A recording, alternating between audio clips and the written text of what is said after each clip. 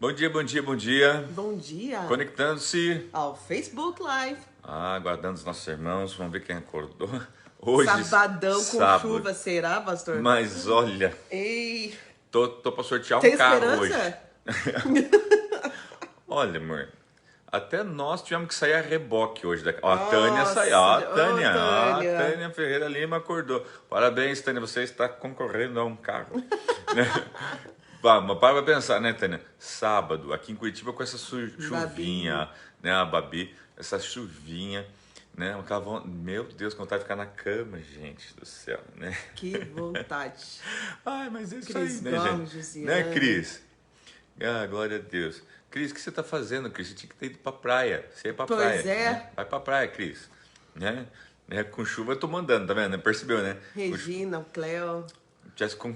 Se tivesse com sol, eu não tava falando vai pra praia, né? Daí eu tava aqui morrendo de inveja, né? Que você tinha ido pra praia e eu tava aqui, né? Mas tudo bem, é esse ser humano, né?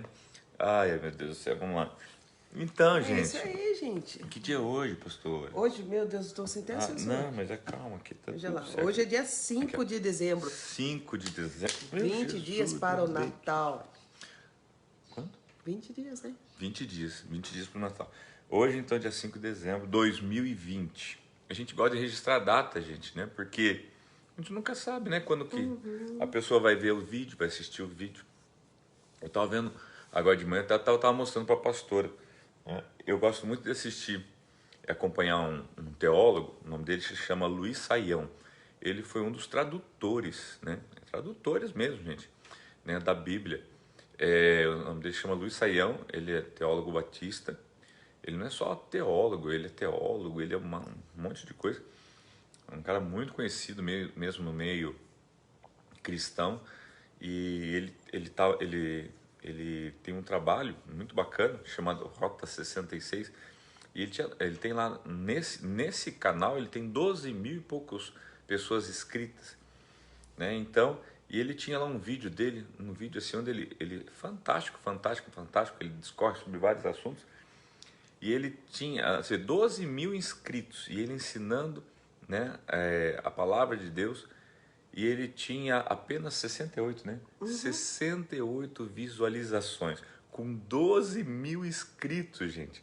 68 visualizações, 5 likes só, 5 joinha, 68 visualizações, 12 mil inscritos. Eu falei pro pastor, eu quero morrer. Não é possível. Eu falei para ela, ganhamos do Luiz Saião, gente. Nós temos mais de 100, que já é pouco, né? Visualizações cada vídeo nosso diariamente. Mas assim, o que eu fico triste? Eu não fico contente. Cadê esses 12 mil seguidores, né? Cadê esses 12 mil? Porque assim, nós temos em média aí 100, 100 e pouco, às vezes 200 visualizações, mas nós temos aí 200 e poucos inscritos, né? Porque a gente não fica patrocinando nada disso, a gente está deixando assim Deus fazer. A hora que Deus quiser, cresce. Você veja que o homem tem 12 mil num dos canais. O cara é top, gente. O cara traduziu a Bíblia. O cara é mega, ultra power, né? Nossa, agradeço muito a Deus pela vida dele. E 68 visualizações. Então, assim, o que a gente percebe com isso? Não é ele que é falho. A gente percebe que a fome, né, das pessoas estão escassas. Né? E glória a Deus pela sua vida, porque você está com fome. Exatamente. E aqueles que têm fome serão alimentados.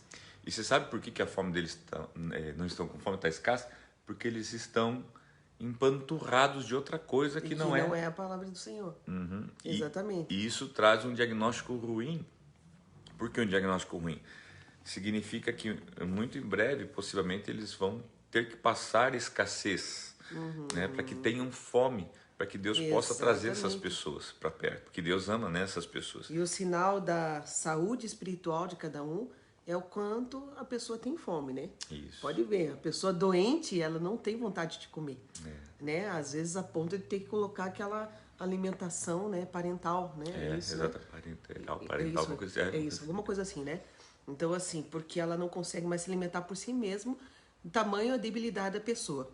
Agora, o que acontece? E você vai perceber na sua vida.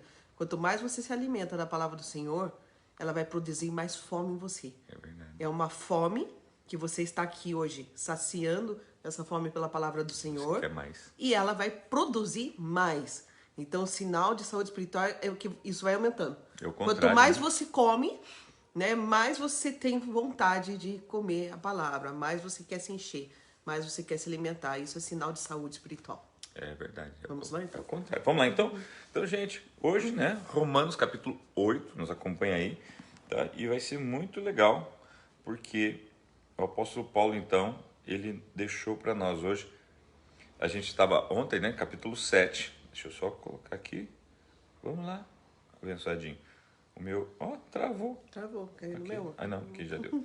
Ontem, né, nós falamos aquela ilustração sobre, né, ele usou casamento para falar sobre a questão da lei, né, de que quem está morto tem quem está morto para a lei, né, enfim. E hoje, então, ele vai falar sobre a lei do Espírito, né, que traz a vida. Então, capítulo 8 hoje, né, que é a vida pelo Espírito. Eu gostaria que vocês nos acompanhassem, então. Temos um desafio porque são 39 versículos, mas Os vai bem venceremos. rapidinho. Os venceremos. É. Então acompanhe conosco aí. A vida pelo Espírito. Portanto, agora já não há condenação para os que estão em Cristo Jesus. Porque por meio de Cristo Jesus, a lei do Espírito de vida me libertou da lei do pecado e da morte.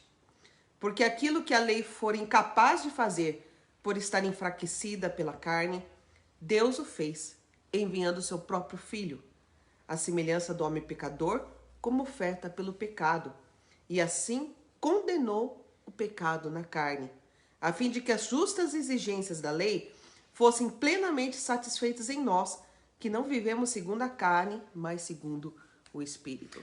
Tá, então assim, só para que você já vá se conectando ao texto, que eu sempre falei, né, que a maneira de Paulo expor, né, às vezes é um pouco complicada para nós entender na nossa época aqui, tá? Então ele fala assim, ó, primeira coisa, portanto agora não há condenação. Ele está falando, agora não há para que estão em Cristo Jesus. O fator aqui é o seguinte, é estar em Cristo.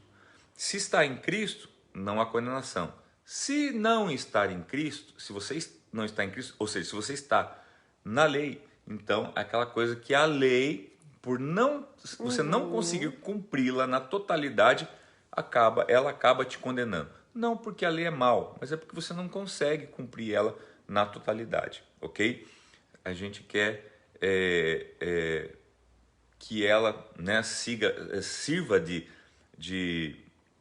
regra para a gente, é bom, organiza, tudo isso, maravilhoso. Só que o duro é que a gente não consegue seguir ela, né, na totalidade, tá? Então, é essa a ideia. Então, mas como agora eu estou em Cristo, você está em Cristo, então agora não há condenação. Então, essa é a primeira coisa importante, tá?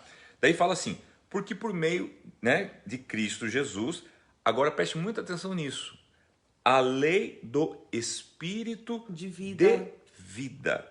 me libertou. Então agora a gente vai ver todo o texto falando sobre essa lei do Espírito. É uma lei do Espírito. É uma lei agora que vem através do Espírito de vida que existe por termos aceitado a Cristo, por estarmos Que em me Cristo. libertou da lei do pecado e morte.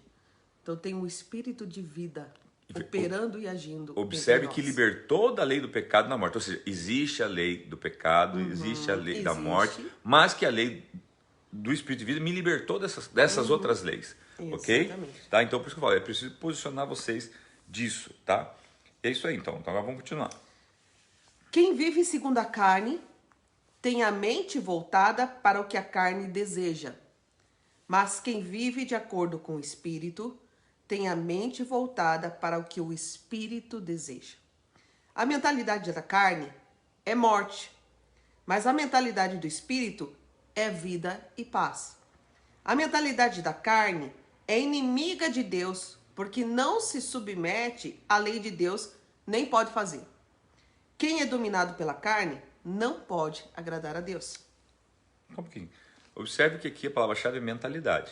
Mente e mentalidade. Exatamente. E está aqui ligado a duas coisas bem claras aqui. Mentalidade da carne e mentalidade Do Espírito. do Espírito. Né? Uma que condena, uma que salva. Tá? Então, aqui, se a pessoa que vive segundo a carne, a mente dela é voltada para aquilo que a carne deseja. Então ela vive satisfazendo o que a carne quer. E deixa A carne quer brigar, ela vai satisfazer esses desejos, porque a mente dela está nisso. E deixa eu desmistificar uma coisa aqui. Às vezes a gente liga aqui também, pastor, essa carne aqui ao corpo. Então é aquela coisa assim, a minha carne é o corpo. Então se eu vivesse fora do corpo, né, eu não seria tentado pela minha carne. Na verdade, quando se você for estudar original, né, das escrituras, quando diz a palavra carne aqui, não está servindo somente ao corpo. Porque tem coisas, por exemplo, né, da vontade, tá, que está ligada ao corpo, carne, tá, mas tem coisa que é desejo mesmo, tá, que está ligada a emoções, tá, que tudo bem, o corpo influencia, tá, mas tem coisas que é você mesmo, né? Tipo assim, do egoísmo, tá? De querer ter alguma coisa, sabe assim? Então, que denota, ele utiliza a palavra carne, tá? Mas tem a ver com o teu eu interior, ou seja, com a natureza pecaminosa. É isso que eu quero que você... Então não é só carne e corpo, mas é uma natureza pecaminosa, tá? Para se estender um pouquinho mais. Então, aqui ó, mente voltado para a carne, tá? Aquela coisa, por exemplo, aonde entra, vamos supor, o egoísmo humano? O egoísmo, tá? Onde encaixa um egoísmo? Na carne, por exemplo. Tá? Não, o egoísmo tem a ver também, tá, com uma coisa na mentalidade e que está na natureza pecaminosa. Tá? Então, e isso desagrada a Deus. Então, temos que combater isso. Tá? Então, só para ir posicionando você. Vamos lá. E fala aqui que a mentalidade da carne é morte, mas a mentalidade do espírito é vida e paz. Gozado que tem um complemento, né? Não é o contrário só da morte. Ela traz vida e traz paz. Isso aí. Né? Entretanto, vocês não estão sob o domínio da carne, mas do espírito, se de fato o Espírito de Deus habita em vocês. E se alguém não tem o Espírito de Cristo, não pertence a Cristo. Mas se Cristo está em vocês, o corpo está morto por causa do pecado, mas o espírito está vivo por causa da justiça. E se o espírito daquele que ressuscitou Jesus dentre os mortos habita em vocês, até me perdi aqui, aquele que ressuscitou a Cristo dentre os mortos também dará vida a seus corpos mortais por meio do seu espírito que habita em vocês. Você tem que ler o 10 de novo, porque olha a confusão que Paulo faz, gente. Primeiro ele diz que o corpo está morto por causa do pecado. Daí ele fala que o Espírito que ressuscitou o corpo de Cristo Jesus vai ressuscitar esse corpo teu que está morto por causa do pecado. Ou seja, mas afinal de contas, o corpo está morto ou está vivo? E daí, pastor? A verdade é que o corpo está morto por causa do pecado. Mas ao mesmo tempo, ele agora está vivo por causa do Espírito que ressuscitou o corpo morto de Jesus. Que loucura total, gente. Ressurreição. Tá? Exatamente. Ou seja, afinal de contas, o que Paulo está dizendo? Meu corpo está vivo ou está morto? O teu corpo está morto para o pecado. Tá? Mas esse corpo morto está vivo no Espírito.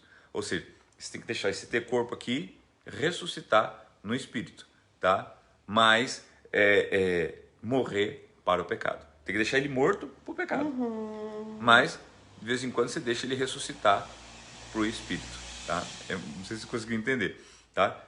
Ou seja, esse corpo ele pode estar vivo, ele pode estar sepultado ou pode estar andando. Tá? Se for para o Espírito, deixa ele andar. Se for para pecado, deixa ele mortinho. É mais ou menos isso que Paulo quer dizer. Portanto, irmãos, estamos em dívida. Não para com a carne, para vivermos sujeito a ela. Pois se vocês viverem de acordo com a carne, morrerão. Mas se pelo Espírito fizerem morrer os atos do corpo, vocês viverão. Porque todos que são guiados pelo Espírito de Deus são filhos de Deus. Pois vocês não receberam um espírito que os escravize para novamente temerem, mas receberam o Espírito que os torna filhos, por adoção, por meio do qual clamamos, Abba, Pai. O próprio Espírito testemunha ao nosso espírito que somos filhos de Deus. Se somos filhos, então nós somos o quê, pastor? Herdeiros. Herdeiros.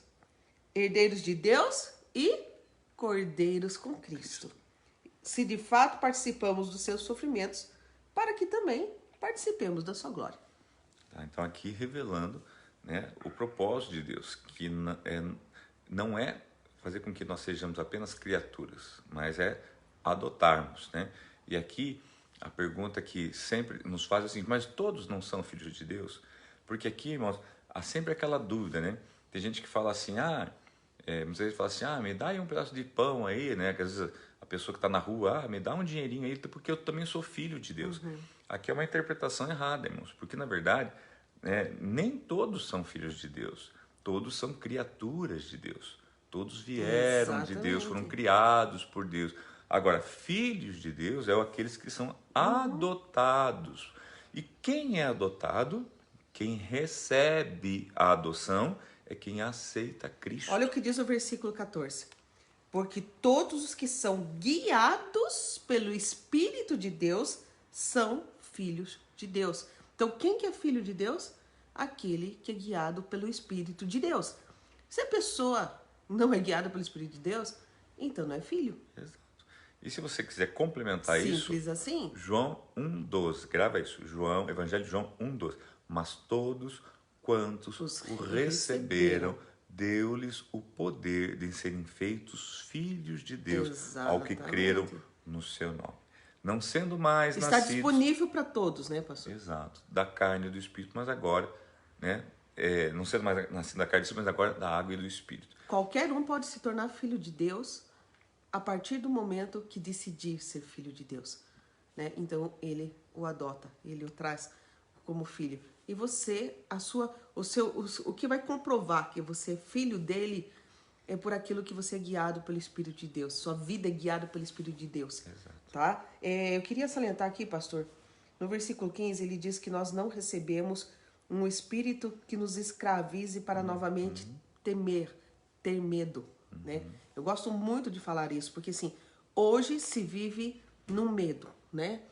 Então agora aumentou, as pessoas têm perguntado na igreja, pastor, o que é isso? É verdade, aumentou, né, os números? Sim, claro, os números aumentaram, tá? Mas aqui, vai se instaurar o caos novamente, vamos nos fechar novamente, vamos retroceder novamente, claro, fazendo a nossa parte, cuidando, né, em todas as coisas, mas assim, eu estou dando um exemplo de uma situação, mas quantas outras coisas você tem medo? Medo de avançar com a sua empresa, medo de avançar numa reconciliação com alguém. Então, assim, Deus não nos deu um espírito que nos escravize, porque o espírito de medo nos torna escravo. Então ele diz, não, vocês não receberam um espírito que os escravize para novamente temerem, para novamente ter medo. Mas vocês receberam o quê? O Espírito que os torna o quê? Filhos, por adoção, por meio do qual clamamos, Abba, Pai. Sabe o que ele está dizendo? Falei assim, você não pode estar sobre um espírito de medo, entendeu? Clamando de medo. Ai, meu Deus, que medo. Ai, e agora? O que vai ser? O que vai acontecer? Você entendeu? Eu falei assim, não, vocês receberam um espírito que os torna filho. E o filho o que faz? Confia no Pai. Por isso que ele diz assim, esse espírito que você recebeu é o espírito que clama Abba, Pai.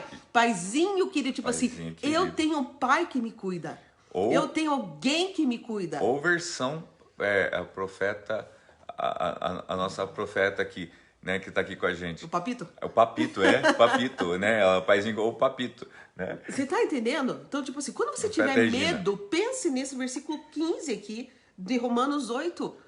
Você não recebeu um espírito de medo para novamente ser escravo, tá? Mas você recebeu o espírito de filho. Você tem um pai. Você tem um pai que está cuidando de você, no qual esse espírito faz com que nós clamamos o quê? Abba, Pai.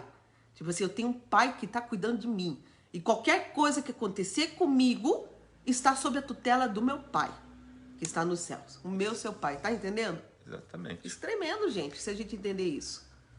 Vamos lá. Verso 18 agora. Diz assim, considero que os nossos sofrimentos atuais não podem ser comparados, presta atenção nisso, com a glória que em nós será revelada.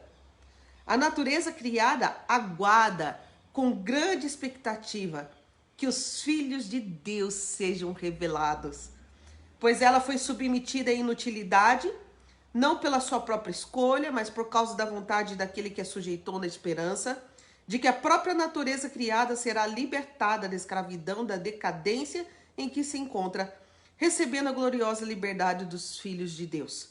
Sabemos que toda a natureza criada geme até agora, como em dores de parto.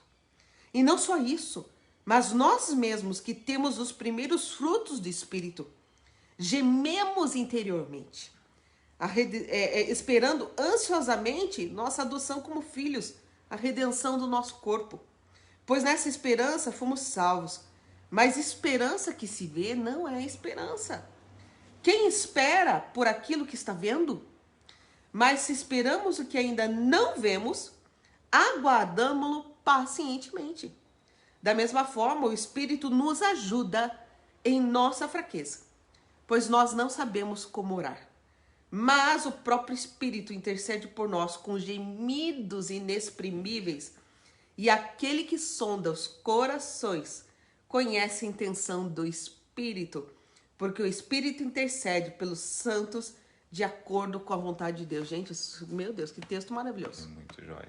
Muito Então, joia, gente. observe então que ele fala, né? Considero que os nossos sofrimentos atuais, então ele não Aquilo que você está sofrendo agora e ele não tira o fato de que tem sofrimento. há sofrimentos, Há né? sofrimento. Tá? Ele fala, né, de uma decadência da criatura, mas ele também fala de uma ascensão, né, dos filhos, né? Ele fala, enquanto criatura há uma certa decadência, ou seja, tá, mas ele fala de uma ascensão dos filhos, uma expectativa, né, da ascensão dos filhos, ou seja, à medida que você vai sendo revelada a sua verdadeira natureza como filho, então você vai ser, né, ascendido, ou seja, né? Mas ele fala que isso não pode ser comparado com a glória que em nós será revelada. Há uma glória que vai ser revelada em nós. Ele fala, ó, recebendo a gloriosa liberdade dos filhos. Exatamente. Né?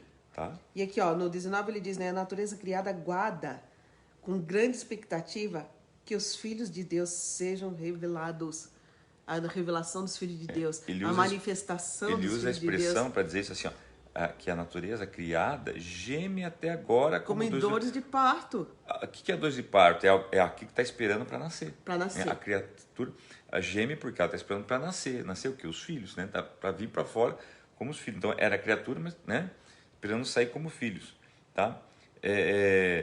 Fala dos primeiros frutos do Espírito, né? Gememos interiormente. Né? Esperando ansiosamente a nossa adoção como filhos. No nosso caso, nós já somos, né? A redenção do nosso corpo, tá? Olha quanta coisa, né? Ele fala sobre a esperança, né? Porque esperança que se vê...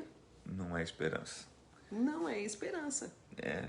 Porque ninguém espera por aquilo que está vendo. Você está vendo, você não está esperando. O 26, né? Da mesma forma, o Espírito nos ajuda em nossas fraquezas. Tá? Daí fala justamente da oração. Nas nossas fraquezas, porque nós não sabemos orar. Então, assim, põe na sua cabeça. Nós não sabemos como orar. Nós precisamos de ajuda até para oração. Porque, assim, muitas das nossas orações não são respondidas porque nós não sabemos como orar. Por isso que durante suas orações você precisa da ajuda do Espírito Santo para te ajudar a orar, para orar segundo a vontade do Pai, segundo a direção do Espírito. Eu vou contar um segredo para você, que você é bom que você pratique isso. Você vai ver que vai dar muito resultado. Deixa eu te contar, queridos, que às vezes a sua lágrima, ela vai ter mais eficácia do que as suas palavras. Sabia disso? Grava isso. A sua lágrima na presença de Deus, ela vai falar mais do que as suas palavras. A sua lágrima, Deus colhe ela e elas carregam mais, tá, do que as tuas palavras. Porque elas traduzem a Deus, mas você chorar na presença de Deus, às vezes, é mais válido do que às vezes você falar um monte de besteira. Porque às vezes você está falando um monte de besteira, injusto, insincero. Às vezes nas tuas palavras você está acusando Deus, você está no fundo, sabe assim, sabe? Sendo que as tuas lágrimas não. As tuas lágrimas, às vezes, você está sem palavras, então chore na presença de Deus, sabe assim? Às vezes as suas lágrimas estão expressando arrependimento. Às vezes não é necessário palavra, né? Isso. Então, sabe, são como é que fala? A palavra do Senhor, ela chama aqui de... Ai, meu Deus, fugiu a palavra aqui. Os gemidos.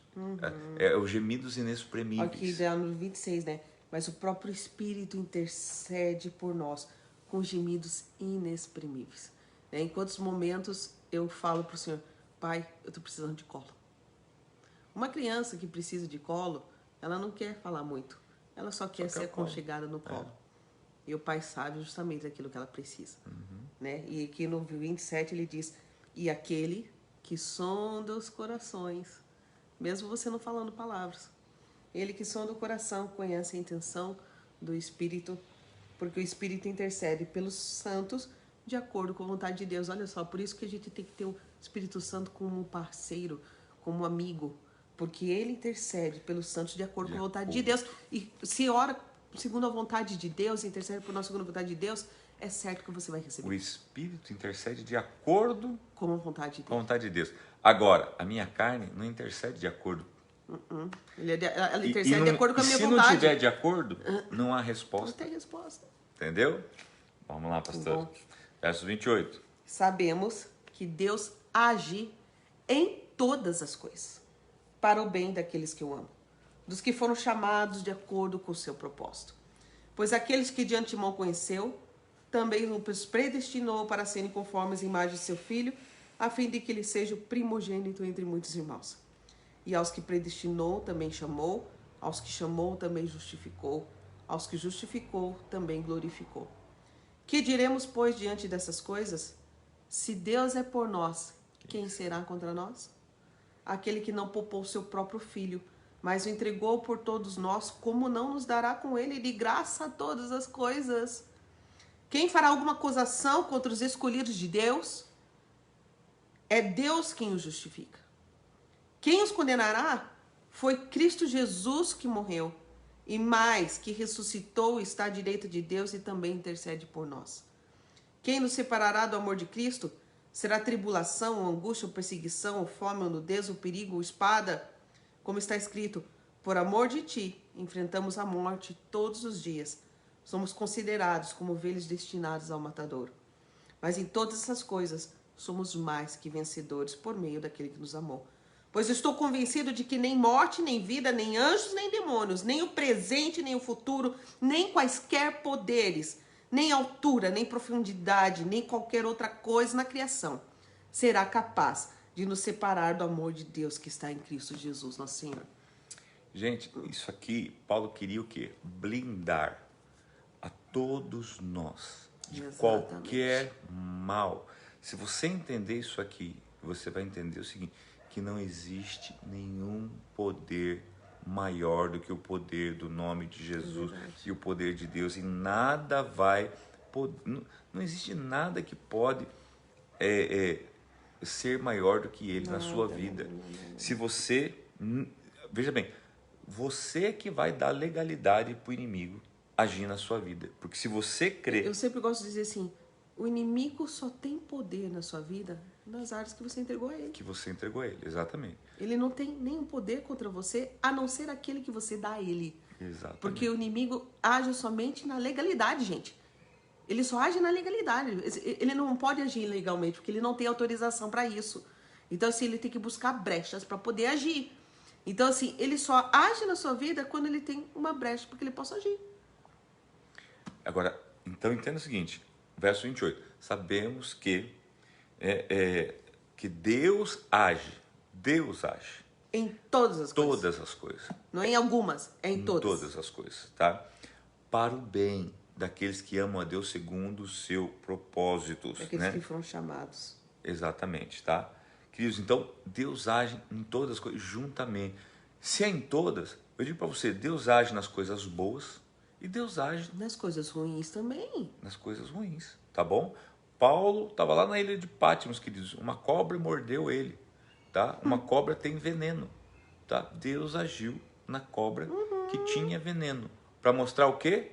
Que Deus é maior do que uma cobra, é maior do que o veneno, tá? E que a cobra vai glorificar o nome do Senhor, aquele veneno vai ser para a glória de Deus, para mostrar que Deus é maior do que tudo isso, tá? E não que aquele veneno, e não que aquela cobra é maior do que Deus. Você está entendendo? Porque ele fala assim, quem que nos separará do amor de Cristo? Tribulação? Sabe que uma tribulação, uma angústia? Perseguição, fome, tá? Nudez, perigo, espada? Ele fala que por amor de ti, enfrentamos a morte todos os dias. Somos considerados como ovelhas destinadas ao matadouro. Então, quer dizer, Somos entregues à morte todos os dias. Não é de Olha, vez em quando. olha o que o É todo dia. Olha o que o versos 38 diz, irmãos. Que Paulo fala, pois estou o quê? Convencido. Convencido. Estou convencido. Do que Paulo estava falando?